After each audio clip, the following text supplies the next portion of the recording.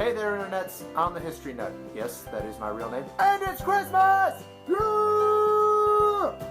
And to get more into this festive mood, I am bringing you this surprise review. Now, if you're a history lover and a movie lover, you will like this next film, because it's not only a Christmas flick, it's not only a period piece, it's also one of my favorite movies of all time. So, without further ado, here is The Lion in Winter.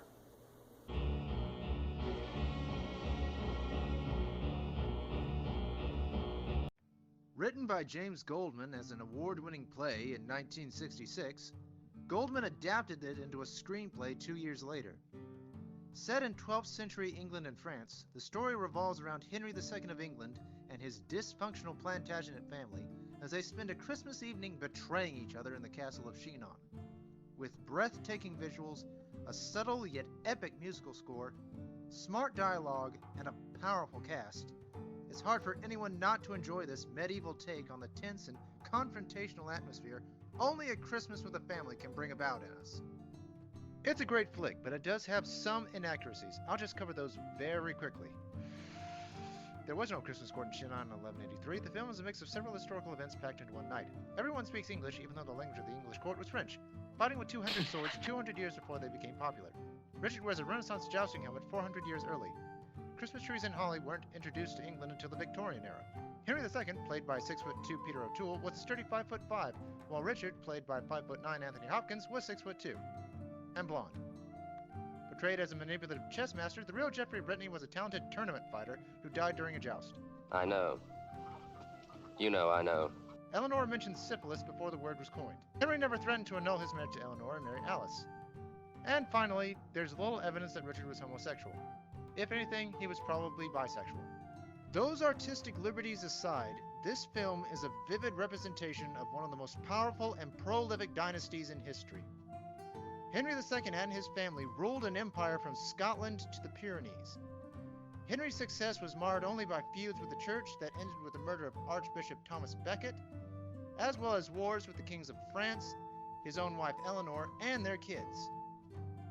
Goldman captures the personalities of the Plantagenets spot on, especially Henry, Eleanor, Richard, and Philip. It's wonderful to see these characters try to manipulate each other in their bid for power, and lesser-known characters like Geoffrey and Alice are given a chance to stand on their own.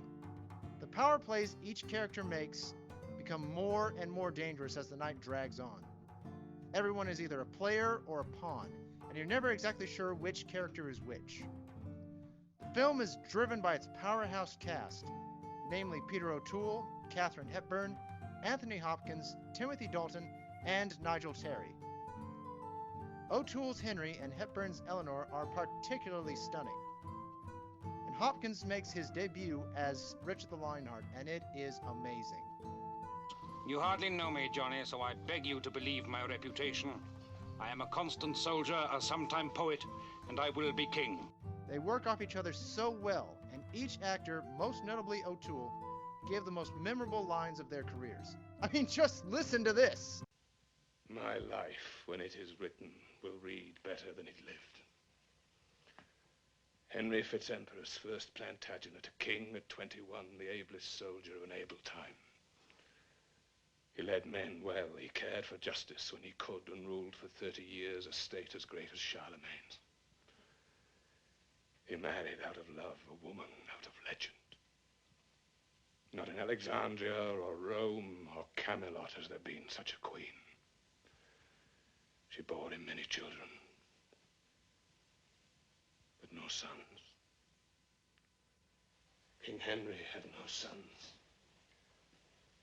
He had 3 whiskered things, but he disowned them. You're not mine! We're not connected! I deny you! None of you will get my kingdom! I leave you nothing, and I wish you plague! May all your children break and die! Holy crap! I cannot stop talking about how great this film is. If you want a good period film that's smart and edgy, or if you just want a Christmas flick that doesn't have the usual mushy holiday cheer in it, definitely give this a look. If you want to know more about Henry II, Eleanor of Aquitaine, or the Angevin Empire, check out the links below. There are links to books, links to articles, links to other documentaries that are much better than what I'm showing right now.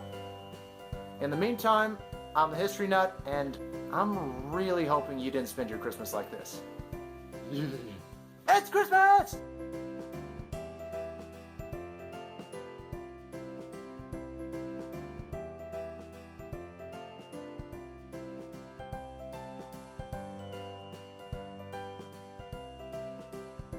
It's one of my favorite best. Yeah. Sorry. No. Interrupting your... No, it's not you at all. It's me. I keep stumbling over the thing and rambling. Yeah. Okay.